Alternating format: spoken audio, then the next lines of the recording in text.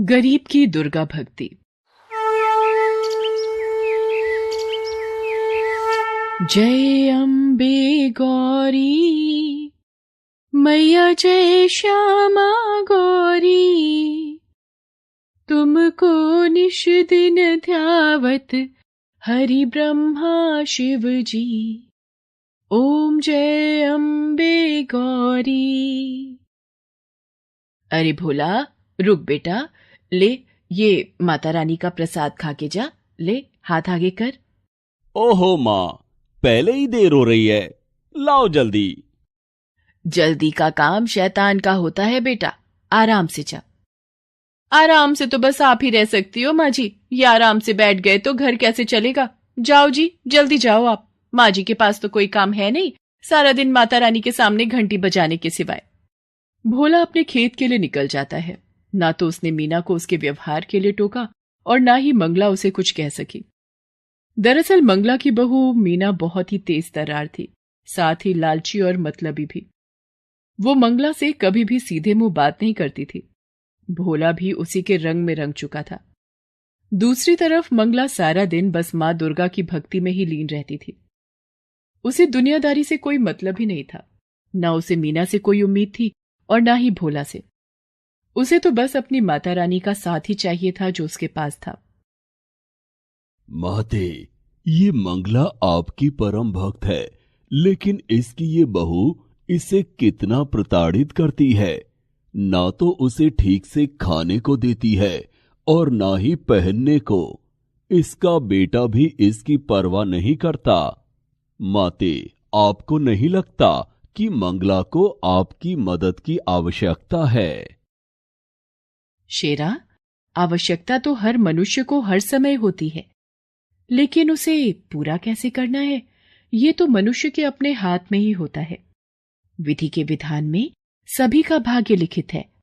थोड़ा धीरज रखो। जैसे मंगला के मन में मां दुर्गा बसी हुई थी, ठीक वैसे ही मां दुर्गा भी मंगला से बहुत प्रेम करती थी। लेकिन फिर भी अभी मंगला को बहुत कुछ सहना था।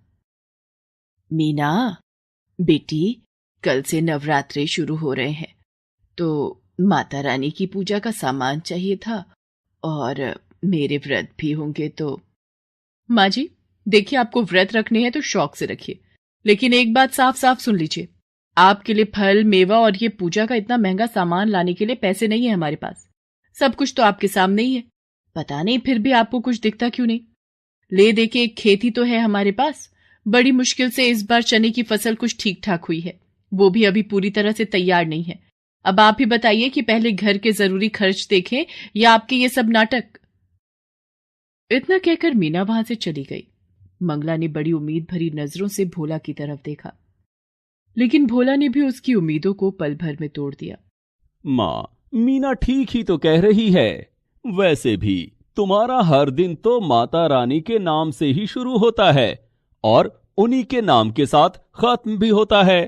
तो फिर ये नवरात्रि पर व्रत रखने से क्या खास हो जाएगा?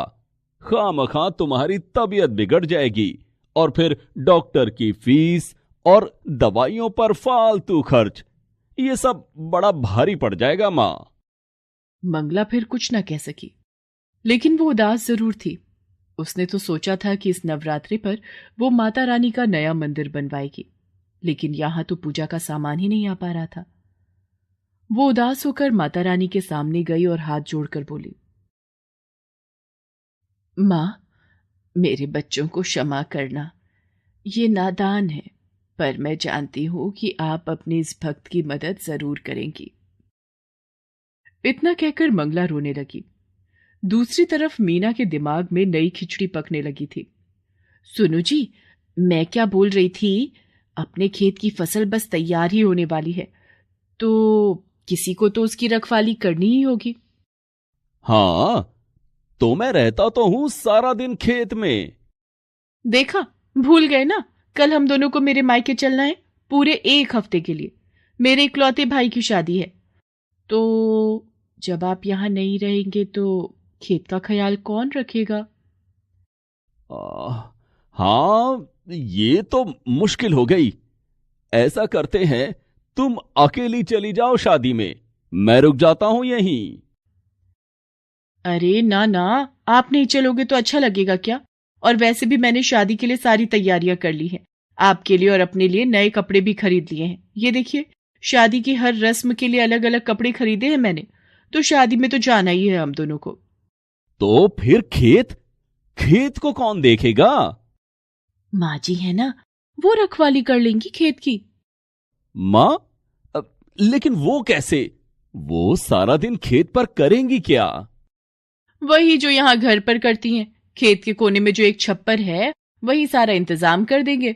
उनकी माता रानी की मूर्ति भी ले जाकर रख देंगे वहीं पर। वैसे भी माँ जी के नवरात्रि के व्रत चल रहे हैं, तो उनके खाने पीने की चिंता तो है नहीं। जैसे यहाँ रहने वाली थी, वैसे ही वहां रह लेंगी। साथ में खेत की रखवाली भी हो जाएगी। लेकिन क्या क्या ये ठीक रहेगा? बिल्कुल ठीक रहेगा जी। अब तुम ज्यादा मत सोचो, हमें कल ही निकलना है, तो ऐसा करो, आज शाम को ही माँ जी को जाकर वहां छोड़ाओ। भोला एक बार भी मंगला से उसकी मर्जी पूछता तक नहीं और उसे उसके सामान के साथ खेत में छोड़ आता है। अच्छा माँ, चलता हूं। तुम आराम से रहना और हम 1 हफ्ते में लौट आएंगे, ठीक है? हाँ बेटा, अ, तू मेरी चिंता मत कर। जा, आराम से जाना और बहू का भी ख्याल रखना। मंगला जानती थी कि अब उसे अपनी आगे की जिंदगी उसी छप्पर के नीचे बितानी थी, क्योंकि वो मीना के लिए सिर्फ एक बोझ थी जिसे उसने खेत की रखवाली के बहाने उतार दिया था। इस सब के बाद भी मंगला दुखी नहीं थी, क्योंकि उसकी माता रानी तो अब भी उसके साथ ही थी। शेरा, कितने दिन हो गए धरती पर विचरण किए हुए। चलो आज चलते हैं। मां दुर्गा की बात मानकर उनका शेर अपना रूप बदलकर एक बालक का रूप धारण कर लेता है और मां दुर्गा स्वयं उसकी माता का स्वरूप लेकर धरती पर आती है। वो शेरा के साथ मंगला के गांव में ही आती हैं। चलते चलते वे दोनों भोला के खेत के पास रुकते हैं, जहां मंगला अपने छप्पर के नीचे मां दुर्गा की भक्ति में लीन थी। माते, ये तो मंगला है। इतनी तेज धूप में ये यहां क्या कर रही है? हाँ शेरा, ये मंगला ही है। इसे इसके बेटे बहू ने यहां बेसहारा छोड़ दिया है। ओह, ये तो बिल्कुल अच्छा नहीं किया उन्होंने। माते, अब तो आपको इसकी मदद करनी ही चाहिए। मां दुर्गा मुस्कुराकर शेरा की तरफ देखती हैं और फिर उसे अपने साथ चलने का इशारा करती हैं। वे दोनों सीधे मंगला के पास पहुंचते हैं। फिर मां दुर्गा मंगला से कहती हैं, माता जी प्रणाम। मेरा नाम दुर्गा है और ये मेरा बेटा है। इसे बहुत भूख लगी है। हमारा घर यहाँ से काफी दूर है। पहुंचते पहुंचते शाम हो जाएगी। अगर आपकी आज्ञा हो तो क्या हम आपके खेत से कुछ चने ले सकते हैं? बस मेरे बच्चे का पेट भर जाए, इतने ही लेंगे। आपकी बड़ी कृपा होगी। नहीं, तुम नहीं ले सकते। क्या कहा? हम नहीं ले सकते? लेकिन लेकिन मुझे बहुत भूख लगी है। बस थोड़े से दे दीजिए ना। बेटा, कच्चे चने ले भी लोगे तो भला उन्हें खाओगे कैसे? तुम दोनों यहीं रुको, मैं खुद जाकर चने लाती हूँ और फिर अपने चूल्हे पर उन्हें भूनकर तुम्हें देती हूँ। फिर देखना क्या स्वाद आता है। मंगला उन दोनों को वहीं बिठाकर खुद चने लेने के लिए खेत में चली जाती है और अपनी झोली में ढेर सारे चने लेकर वापस लौटती है। आप रहने दीजिए, अब इन्हें भूनिए मत। मेरा बेटा ऐसे ही खा लेगा। कमाल करती हो बेटी, ऐसे कैसे खा लेगा कच्चे चने? मैंने कहा ना, तुम बस कुछ देर रुको। बेटी, मुझ बुढ़िया के पास और तो कुछ है नहीं। बस जो कर सकती हूँ वो तो करने दो, मुझे अच्छा लगेगा। वैसे भी माता रानी के नवरात्रे चल रहे हैं और पता नहीं मैं कंजक पूजन कर भी पाऊंगी या नहीं। इस प्यारे से बच्चे और तुम्हें चने खिलाकर ही संतोष लेने दो मुझे। इसके बाद मंगला बड़े ही प्यार से अपने चूल्हे पर उन चनों को खूब अच्छे से भूनती है और फिर माँ दुर्गा और शेरा को खिलाती है।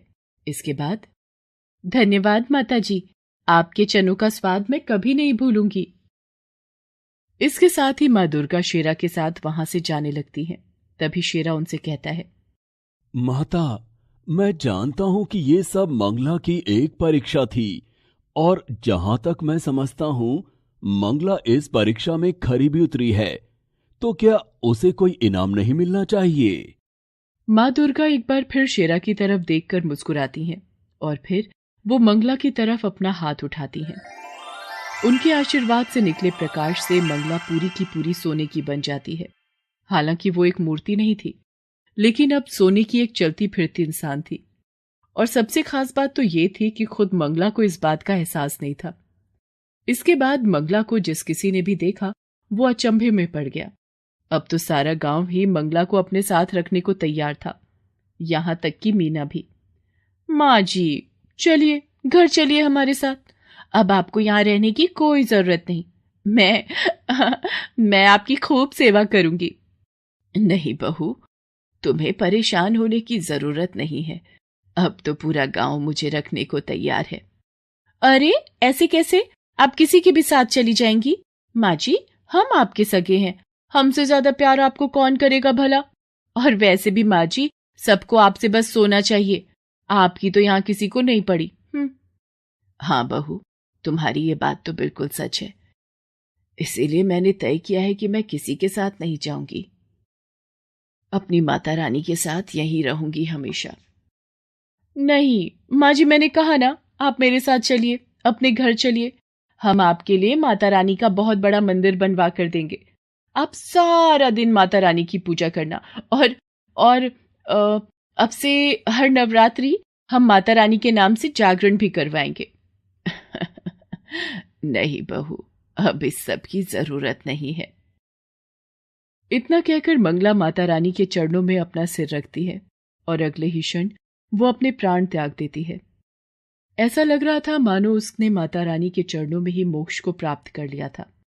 मंगला को जो चाहिए था वो उसे मिल गया था, लेकिन मीना को नहीं, क्योंकि ना तो अब मंगला सोने की थी और ना ही मीना के किसी काम की। Please subscribe this channel.